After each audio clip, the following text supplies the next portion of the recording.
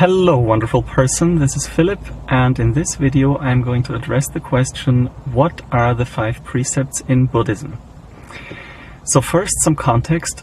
Buddhism is a method to generate happiness, and specifically when we talk about the method of Buddhism, we're talking about what the Buddha called the path that leads to the cessation of suffering.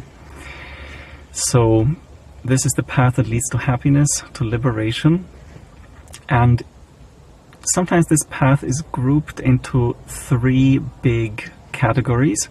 First, generosity. Second would be morality, and third, meditation. Now, the second category, morality, is what the 5 precepts are, or that is the category that the 5 precepts fall into.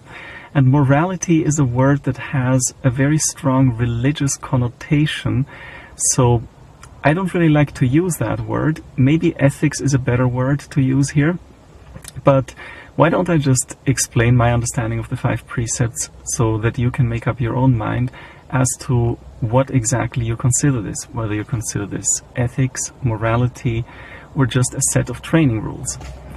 So let's get to it. The 5 precepts are 5 basic rules that all Buddhists follow, or I should say aim to follow. Lots of people are not perfect. I don't know about you, but I'm not perfect. So we have the goal to follow these training rules. Even if we sometimes break them, we don't try to break them, and we try not to break them in the future.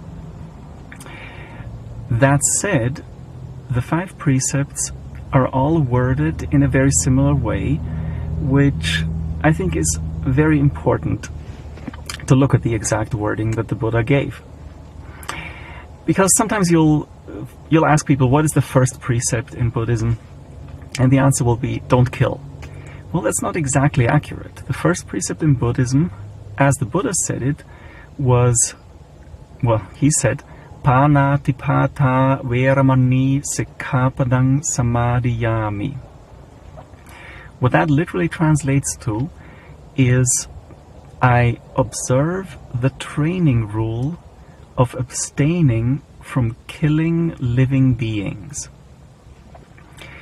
Now notice, it's not thou shalt not kill. It's not anyone telling anyone else what that person should or should not do, or must not do. The phrase is, I observe the training rule of abstaining from killing living beings. So living beings, breathing beings, that means animals, people, and if you believe in angels, demons, and gods, not that you would necessarily be able to kill them, but anything that breathes, anything that has consciousness and a mind, any living being, that is the training rule, not to kill any living being. In the concrete case, that means not to kill the person standing next to you, not to kill the mosquito that's biting you, not to kill the ant that's crawling on the floor. That's the training rule, or the training path that you would follow if you take the first precept. All the precepts are worded in that way. There is never a you must or you must not or thou shalt or anything like that. It's always I undertake the training rule of. And it's actually always abstaining from something. So the first precept is I undertake the training rule of abstaining from killing living beings. The second precept, Adinnādāna veramani sikkhapadang samadhiyami, translates to I undertake the training rule, or I observe the training rule of abstaining from taking that which is not given. So that's a complicated way of just saying I observe the training rule of abstaining from stealing.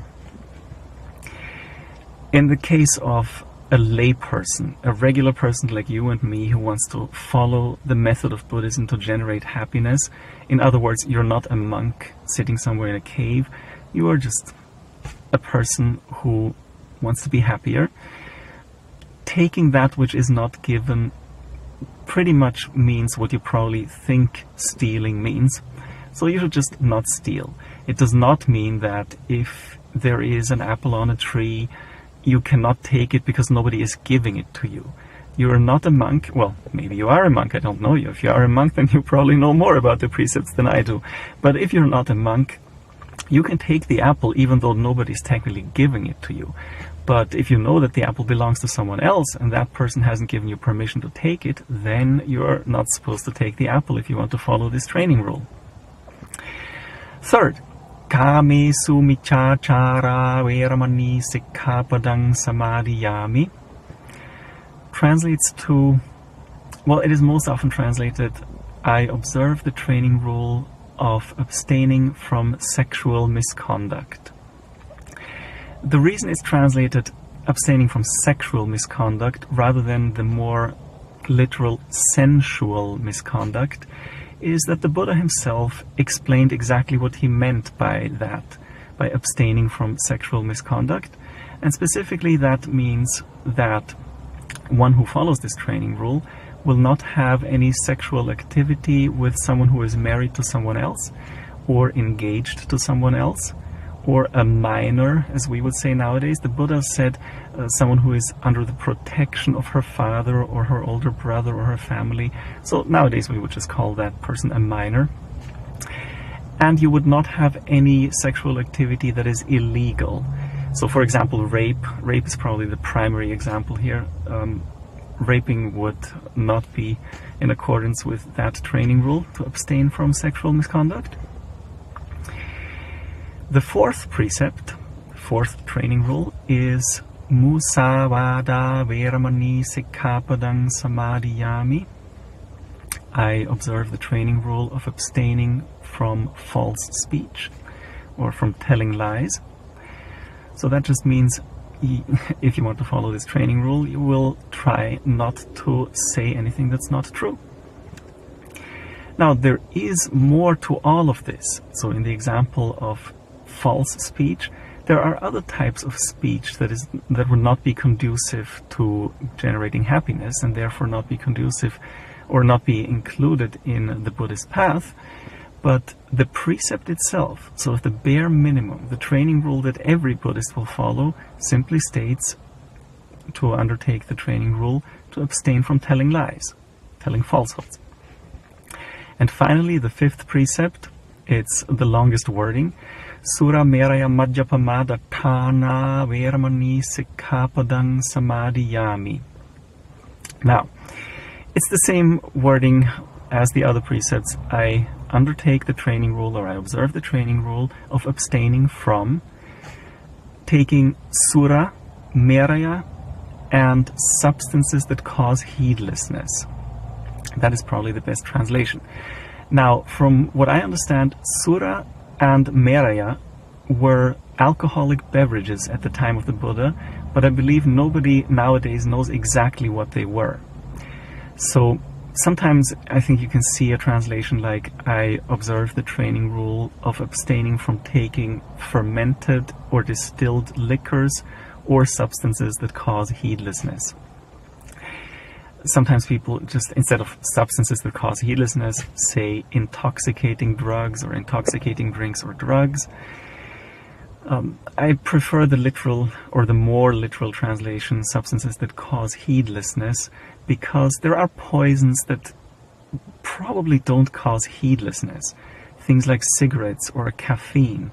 When you're smoking cigarettes, technically you're poisoning your body, but I personally don't smoke cigarettes, so I'm not sure, but I think smoking cigarettes does not really cause heedlessness, so it would, in my opinion, not fall under this category that you abstain from when you follow the fifth precept. That doesn't mean smoking is good for you or you should smoke, but I believe that the fifth precept really only refers to any substances that will make it so that you pay less attention than usual to doing the right thing. In other words, you become heedless. So if you take a substance such as alcohol and it makes it so that you carelessly kill someone, then obviously it would have been better if you had not even taken that alcohol to begin with. Well, if you believe that killing someone is wrong. So those are the 5 training rules, the 5 precepts of Buddhism. Now, there is more to Buddhist ethics than those 5 rules. If you go on a meditation retreat, for example, or if you just go forth into homelessness and live at a monastery, you will probably take either the 8 precepts, the 10 precepts, or the 227 precepts. And those are sets of rules, of training rules, that are even more conducive to developing mental peace and insight and just liberating yourself from this matrix that common people call the real world. This video, though, is just supposed to be about the 5 precepts. So the one thing I do want to say is, when you take the 8 precepts or the 10 precepts or the 227 precepts, the 3rd precept, the first 5 precepts are the same, except the 3rd precept is worded differently.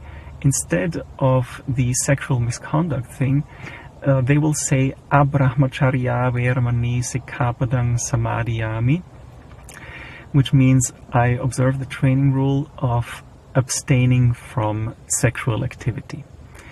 So that is, when you are on a meditation retreat or when you are a monk, you try to have no sexual activity whatsoever. As a person who observes the 5 precepts, a lay person, someone who is just living normal life, your 3rd precept would be kami sumichachara veramani sikkhapadang samadhiyami. I undertake the training rule of abstaining from sexual misconduct. So I hope this answers the question as to what are the 5 precepts or the pañcasīla in Buddhism. If you have any questions or comments, if you believe that something I said is inaccurate, or if you have a different opinion, please leave a comment below and I'll address it, either in writing or by making a video response. And I wish you a very happy day and hope to see you again soon.